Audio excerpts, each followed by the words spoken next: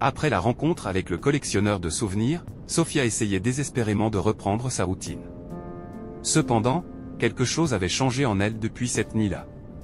Les souvenirs récupérés résonnaient encore dans son esprit comme des images floues, et la figure encapuchonnée continuait de hanter ses rêves.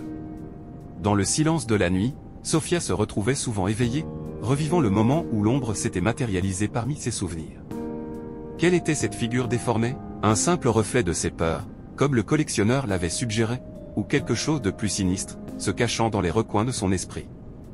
Déterminée à trouver des réponses, Sofia commença à fouiller les recoins les plus sombres de la bibliothèque locale.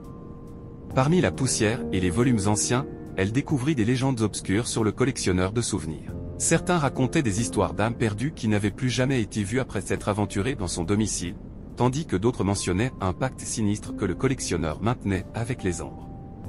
Convaincue qu'elle devait mieux comprendre ce qui s'était vraiment passé cette nuit-là, Sofia décida de confronter à nouveau le collectionneur. Armée de nouvelles connaissances et d'un courage renouvelé, elle suivit les signes laissés par lui lors de sa dernière visite et se retrouva de nouveau devant la porte couverte de lierre. Cette fois, le collectionneur ne la reçut pas avec la même sérénité. Ses yeux semblaient plus sombres, et une tension palpable flottait dans l'air. Sofia, sans hésiter, le confronta avec ses découvertes. Elle exigea de connaître la vérité sur l'ombre qui était apparue dans ses souvenirs. Le collectionneur la fixa longuement avant de finalement céder. Il admit que son aptitude à extraire les souvenirs n'était pas sans limite.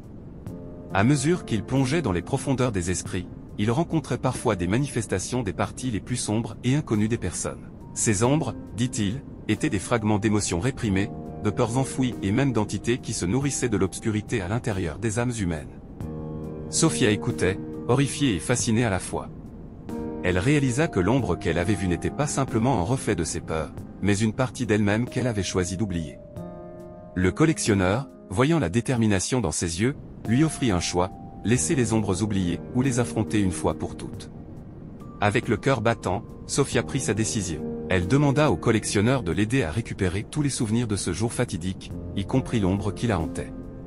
Sans hésiter, il accepta mais la mit en garde contre les dangers de confronter ses propres ténèbres.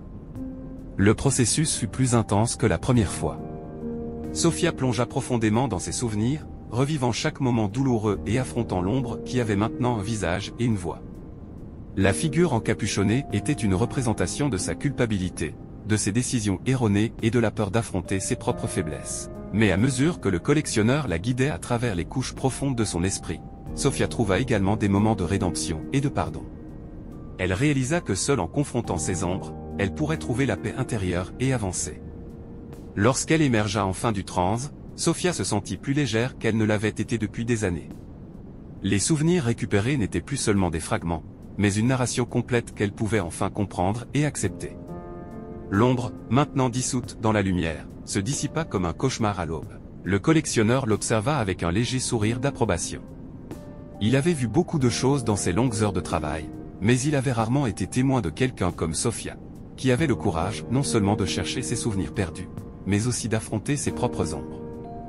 Alors que Sofia faisait ses adieux au collectionneur pour la dernière fois, elle sut que cette rencontre ne marquait pas seulement la fin d'un chapitre de sa vie, mais le début d'un voyage de connaissance de soi et de rédemption. Elle marchait dans les rues de la ville maintenant illuminées par le soleil du matin, sachant que les ombres ne la hantraient plus jamais de la même manière.